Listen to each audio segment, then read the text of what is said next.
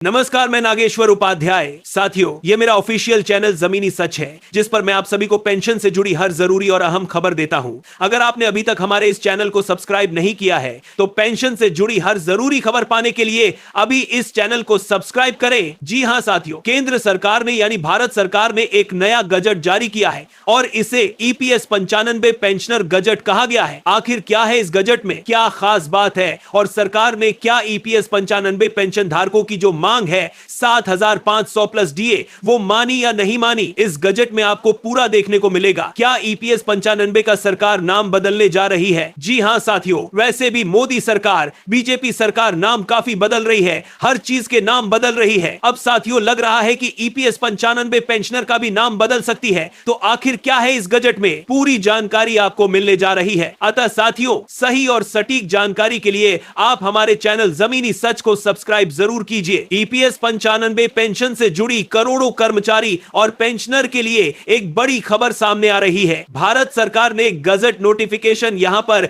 EPS 95 pension के according जारी किया है, जिसे एम्प्लॉय पेंशन स्कीम 2026 का आधिकारिक राजपत्र गजट नोटिफिकेशन कहा जा रहा है। अब इस गजट नोटिफिकेशन के आ जाने के बाद सवाल उठता है, क्या EPS 95 पेंशन स्कीम खत्म हो गई है? क्या सभी कर्मचारियों पर अब नए नियम लागू होंगे? क्या जो पेंशन वृद्धि की आशंका EPS 2026 की नई स्कीम में थी, क्या वह हो पाई या नहीं? क्या हायर पेंशन वालों के लिए ये नियम आए हैं? और सबसे जरूरी है कि इस राजपत्र में क्या क्या बदलाव किए गए हैं। तो आज के इस वीडियो में पूरे इस सरकारी राजपत्र के आधार पर आपको बताएंगे कि इस नई स्कीम में कौन कौन से प्रमुख प्रावधान लाए गए हैं, क्या कुछ नया है और क्या कुछ पहले जैसा रखा गया है। यह जो राजपत्र आप स्क्रीन पर देख पा रहे हैं, यह लगभग 83 पेजों का राजपत्र है, जिसमें EPS पेंशन स्कीम 2026 के बारे में डिटेल में सभी नियम यहां पर लिखे गए हैं। दोस्तों, सबसे पहले यह समझते हैं कि राजपत्र आखिर क्या है। श्रम और रोजगार मंत्रालय की ओर से यह राजपत्र जारी किया गया है। यह राजपत्र EPS स्कीम 2026 के बारे में यहां पर जो है जारी किया गया है, जिसमें कि नई pension scheme employee pension scheme 2026 को अधिसूचित किया गया है, जो कि सोशल सिक्योरिटी कोड 2020 के अंतर्गत बनाई गई है। और राजपत्र में यह भी स्पष्ट किया गया है कि प्रकाशन की तारीख से प्रभावी होगी, यानी यह नई स्कीम यहां पर जो है वो लागू हो जाएगी। लेकिन इसका मतलब यहां पर स्पष्ट तौर पर जान लीजिए, EPS 95 पेंशन धारकों के जो भी अधिकार हैं, वह कोई भी यहां पर जो है समाप्त नहीं हुए हैं, बल्कि सरकार ने EPS 95 की जो व्यवस्था थी उसे जो नए कानूनी ढांचे में यहां पर ढाला है और पुराने वर्जन को बंद करके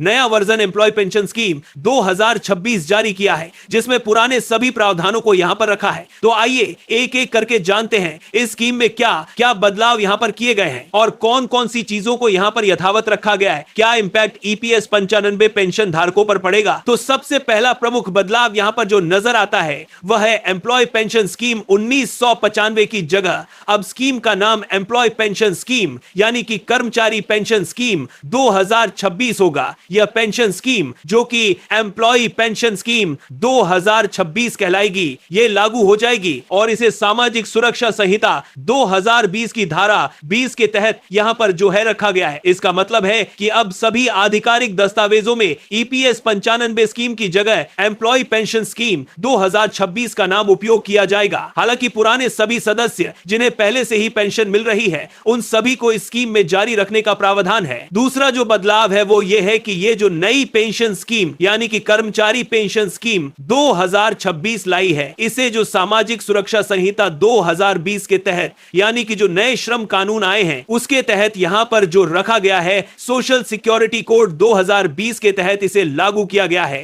पहले यह स्कीम EPS 95 अलग कानूनी व्यवस्था के अंतर्गत थी। अब पूरी पेंशन स्कीम को सोशल सिक्योरिटी कोड 2020 के अंतर्गत लागू कर दिया गया है, जिससे भविष्य में सभी सोशल सिक्योरिटी योजनाएं एकीकृत ढांचे से यहां पर जो संचालित होंगी, यानी कि एक ही सोशल सिक्योरिटी कोड 2020 के अंतर्गत सभी तरीके की पेंशन योजनाएं संचालित की जाएंगी। उसी के तहत एम्प्लॉय पेंशन स्कीम 2026 भी संचालित की जाएगी। अगला जो पॉइंट नजर आ रहा है वो है EPS पेंशन फंड को लेकर सरकार ने साफ किया है EPS 95 का पेंशन फंड समाप्त नहीं किया जाएगा, उसी फंड को आगे EPS 2026 के पेंशन फंड के रूप में चलाया जाएगा। इसका मतलब यह है कि पुराने पेंशनर की पेंशन बंद नहीं होने वाली है, उन्हें पेंशन यथावत मिलेगी। जो पेंशन फंड अभी EPS 1995 के तहत चल रहा था, वही पेंशन फंड अब EPS 2026 के तहत चलेगा। रहेगा। तो अगला पॉइंट नजर आ रहा है वह यह है हायर पेंशन के विकल्प को लेकर। इसमें साफ यह जानकारी दी गई कि जिन्होंने हायर पेंशन का संयुक्त विकल्प पहले से चुन रखा है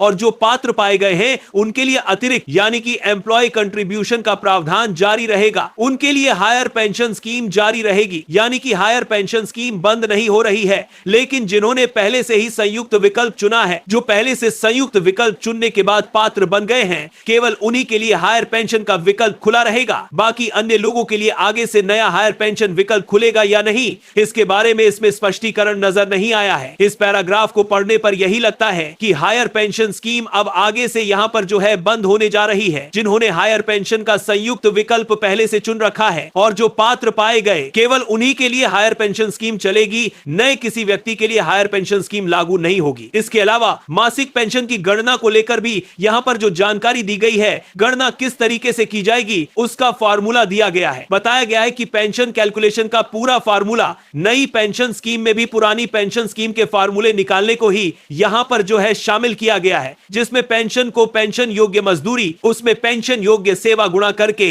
70 से भाग देकर जो परिणाम यहां पर आएगा उसके हिसाब से यहां पर पेंशन की गणना की जाएगी और आखिरी 60 महीने का औसत कैलकुलेशन यहां पर जो है जारी किया जाएगा। यानी कि पेंशनेबल सैलरी की स्पष्ट परिभाषा में कहा गया है कि आखिरी 60 महीने के औसतन वेतन को यहां पर जो है कैलकुलेट किया जाएगा और सैलरी सीलिंग के अनुसार यहां पर पेंशन की गणना की जाएगी। इसके अलावा अर्ली पेंशन और डेफर्ड पेंशन को भी यहां पर जो है परिभाषित किया गया है। 50 वर्ष के बाद यहां पर रिटायरमेंट लेता है तो अर्ली पेंशन का नियम वहां पर लागू होगा और पेंशन की 60 वर्ष तक टालने पर यानी कि 58 वर्ष के बाद यदि वह आगे की सर्विस यहां पर जो करते हैं तो डेफर्ड पेंशन का विकल्प उनके लिए रहेगा। पेंशन टालने पर प्रत्येक पूर्ण वर्ष के लिए 4% अतिरिक्त ब्याज दिया जाएगा और अर्ली पेंशन पर 4% का ब्याज के हिसाब से उन्हें कम पेंशन दी जाएगी। इसके अलावा पेंशन सदस्य की मृत्यु, window pension, child pension, nominee pension आदि सभी के नियमों को भी यहां पर जो परिभाषित किया गया है,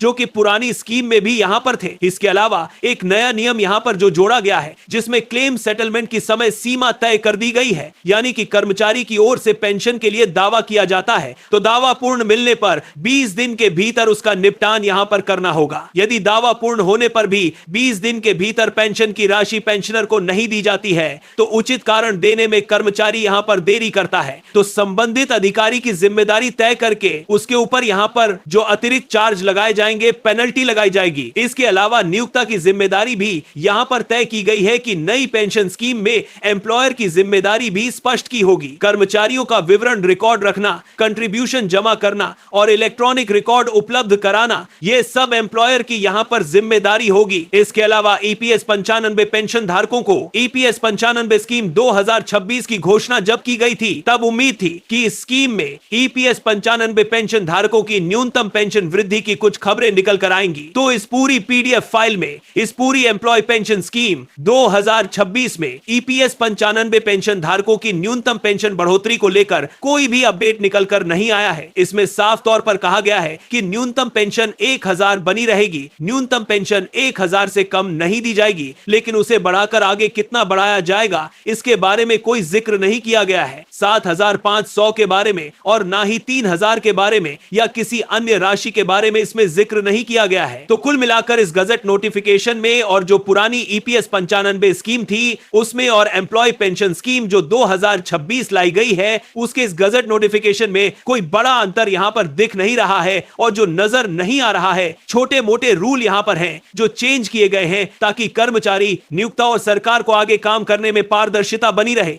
लेकिन पेंशन धारकों को कुछ विशेष लाभ मिले हैं, ऐसा कुछ इस गजट नोटिफिकेशन में नजर नहीं आ रहा है। केवल एक परिवर्तन यहां पर ठीक लगता है कि जो 20 दिनों में पेंशन धारकों का पेंशन सेटलमेंट यहां पर हो, उनकी पेंशन जारी हो, इसके लेकर एक नया नियम यहां पर जुड़ता नजर आ रहा है। इसके अलावा एम्प्लॉयर अपना कंट्रीब्यूशन समय पर जमा करे, उसकी जवाबदेही तय की गई है। हायर पेंशन के समय कई कर्मचारियों के रिकॉर्ड नहीं मिलने के कारण कई कर्मचारियों को हायर पेंशन नहीं मिल पाई है। इसीलिए अब सभी नियोक्ताओं को इलेक्ट्रॉनिक रिकॉर्ड रखने और सभी कर्मचारियों का डाटा सुरक्षित करने के आदेश दिए गए हैं। हायर पेंशन पर भी साफ मना नहीं किया गया है, लेकिन जिस तरह से बात कही गई है उससे यही साफ होता है कि हायर पेंशन अब आगे के लिए बंद होने जा रही है। तो यही एक लेटेस्ट अपडेट आप सभी तक पहुंचाना था। तो साथियों, गजट में कुछ कुछ भी नया नहीं है, लेकिन एक उम्मीद है। देखिएगा, मिनिमम पेंशन अब 1000 से कम नहीं होगी, यह सरकार ने कह दिया है, लेकिन मैक्सिमम पेंशन पर कोई बात नहीं करी है, यानी कि सरकार इसको बढ़ाएगी। आप ये जान लीजिए, जो मांग है 7500 प्लस डीए की मांग है, तमाम ईपीएस 95 पेंशनर कर रहे हैं। उस मांग को सरकार को पता है और सरकार साथियों इसीलिए मिनिमम पेंशन की बात कर रही है कि 1000 से नीचे नहीं होनी चाहिए, 1000 से शुरुआत होनी चाहिए। और कितनी होनी चाहिए, इस पर साथियों सरकार ने खुलकर इस गजट में नहीं लिखा है, यानी कि दरवाजे खुले हुए हैं और सरकार को हर हाल में 7500 प्लस डीए करना पड़ेगा। तो साथियों, इस वीडियो को शेयर कर दीजिएगा। आपके जितने ईपीएस 95 पेंशन धारकों के व्हाट्सएप ग्रुप चल रहे हैं, ताकि उनको जानकारी मिल सके। और साथियों, हमें सपोर्ट जरूर कीजिएगा। अगर आप पेंशनर हैं, चाहे ईपीएस 95 से पेंशन पा रहे हो, चाहे आपको सरकार गवर्नमेंट एम्प्लॉय यानी केंद्रीय कर्मचारी से आप पेंशन ले रहे हो, चाहे आर्मी से आपको पेंशन मिल रही हो, चाहे फैमिली पेंशनर हो, तो पेंशनर के सारे मुद्दे हमारे चैनल पे आते हैं। हम पेंशनरों के मुद्दे उठाते हैं। अतः साथियों, हमें सपोर्ट कीजिएगा, चैनल को सब्सक्राइब कीजिएगा और वीडियो को शेयर जरूर कीजिएगा। धन्यवाद।